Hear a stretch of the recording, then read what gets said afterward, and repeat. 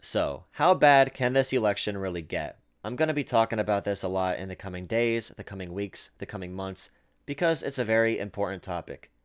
This has a chance, or more accurately, this will be one of the most crazy elections in American history. I would say the most crazy in modern American history. It'll make 2000 look like a walk in the park with Bush versus Gore and all the drama that went on there. So, for right now, this is a little quiz or a little guided journey on Bloomberg.com created by Ryan Teague Beckwith. Choose your own election adventure. So here is a little bit of a precursor to it. A deadly virus, an economy on the rocks, unrest on city streets turning violent, the president alleging fraud weeks before any votes are cast. The 2020 election is shaping up to be one of the most volatile and contentious in living memory. So, this is basically going to be talking about how an unprecedented number of Americans will cast their votes by mail, and we're going to have a lot of issues with that. And we're going to discuss a lot on the serious repercussions that'll have on this election and how it will feed into the worst American election in a long time. So here we go. Question number one.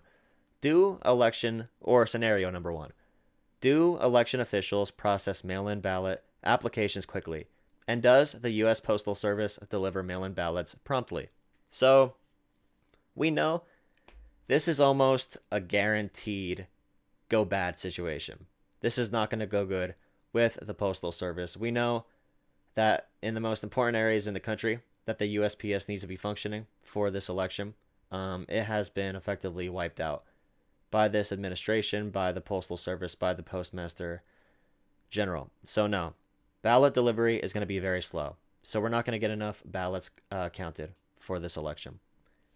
Some voters who apply for mail in ballots closer to the election don't receive them in time and have to vote in person, adding to long lines on election day. Some end up not voting. Voters who mail their ballots too close to the election end up not being counted in the majority of states that require them to be received by election day. So this is a big issue. In a lot of states, if the delivery is slow and they don't receive votes soon enough, then they just won't count the votes. Some states they have to receive it like a week before the election. Some states they have to receive it on the day of the election. Some states left some leeway. So if they're turned in too late, they could still be counted. But say someone's vote doesn't count, are they actually going to show up? Are they actually going to show up and cast their vote in person? Probably not. Do voters remember to sign their ballots and ballot envelopes and return them promptly? So, human error in our country will not look good at all. They will find any way to turn away votes, to turn away mail in votes. I would say many don't do this correctly. The deluge of first time mail in voters leads to a higher than usual rate of rejected ballots. And I mean, people are forgetting to sign it apparently in this scenario, which I think it'll be in between of what I chose for the last question. But election officials are able to cure or fix some rejected ballots by contacting voters, but thousands more are thrown out. Yeah, this will not be a good process. Are there drop boxes for mail in ballots in many communities, and are they fairly distributed? Guaranteed, in high Democratic populated areas, there will not be. There will not be. It'll be a purposeful effort of voter suppression on one of the largest scales in American history since everyone has had the right to vote. Voters don't have as many options to return their ballots. Some might mail them too late. Are there an adequate number of polling places open, distributed for broad and easy access, and enough poll workers and personal protective equipment? Are you kidding me? Hell no. It's already hard enough to vote in America. They're making it harder. Shortages of poll workers, so there's no people to work these polls. So votes are coming in late. Some votes are going to be thrown out. The ballots are going to be filled out incorrectly. Poll workers will not be there enough to make sure the process goes right. We have Donald Trump in North Carolina pushing for his voters to vote in mail and vote in person to test the system and put more stress onto the system. And we have the coronavirus threat as well. That's going to feed into all of the dismay. Are there relatively few problems with voting machines malfunctioning, or polling stations running out of ballots. Um, let's say everything goes smoothly here. People who choose to vote in person are able to get their ballots counted. I think I'm sort of confident that that will happen. But the issue is ballots that are sent by mail are going to be mostly Democrats. That means on election night, guess what? All the votes counted are going to be in person. So on election night, it's going to look like Donald Trump to his supporters, to everyone. It's going to look like Donald Trump had one of the largest electoral victories in American history, when in reality, we have millions of votes yet to be counted. So imagine November 3rd, is it? Donald Trump is the victor because mail-in votes aren't counted. Weeks later, Joe Biden's the victor because they count mail-in votes. This whole time, Trump has been trying to delegitimize mail-in votes. Are you ready for the civil unrest this is going to cause? This is going to be absolutely insane.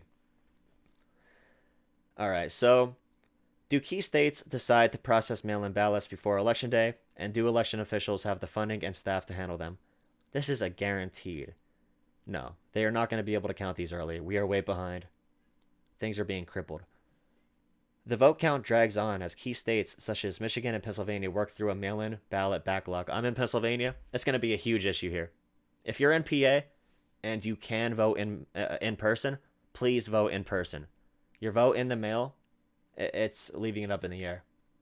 It's sad to say, but this is the reality. Does one of the candidates win by a large margin in key battleground states?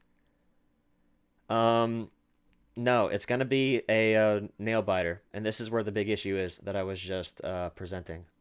So, no, it's a nail biter. Mail in voting was messy, and the count is slow. This is what, I mean, this is going to happen. Constitutional crisis ahead. There are serious trouble spots amid a historic surge in vote by mail, which are only complicated by a slow vote count. Tens of thousands of voters have their ballots thrown out as lawyers for both sides argue over rules in court. Things are only made worse by the fact that voters have to wait days or even weeks to find out who won key states or states. Partisans take advantage of the delays to cast doubt on the results.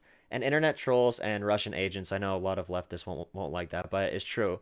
Internet trolls and Russian agents, 100% true, will amplify this. Protesters take to the streets and violence erupts. Staying true to the comments he made before the election, President Trump alleges fraud and rails against the slow counting process, regardless of whether he is winning or losing. So, I'm leaning towards this outcome very strongly. And all the people saying that Trump being a fascist doesn't matter and he's essentially the same as Biden, you're crazy. This is one of the biggest issues we are going to be facing as a people come November. It's not going to be a very good time for America. It's going to be very scary, very corrupted. COVID, I mean, oh, Jesus. This is going to be such a marathon for a season finale. Sorry. I mean, 2020 has been a marathon, but this is going to be the season finale to 2020. One of the largest precursors to a fascist regime is delegitimizing elections and finding a way to ruin the vote count, finding a way to raise conspiracy amongst the voters, gain a loyal following amongst. I mean, this is the perfect storm. And Biden can win the popular vote, but the Electoral College will still give Trump the win. Um, and then vote in issues, the mail-in vote issues. Like I'm getting a little bit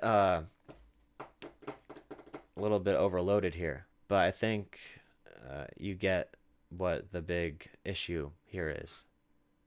I don't enjoy the hyperbolic statements that our democracy is under attack because of Trump.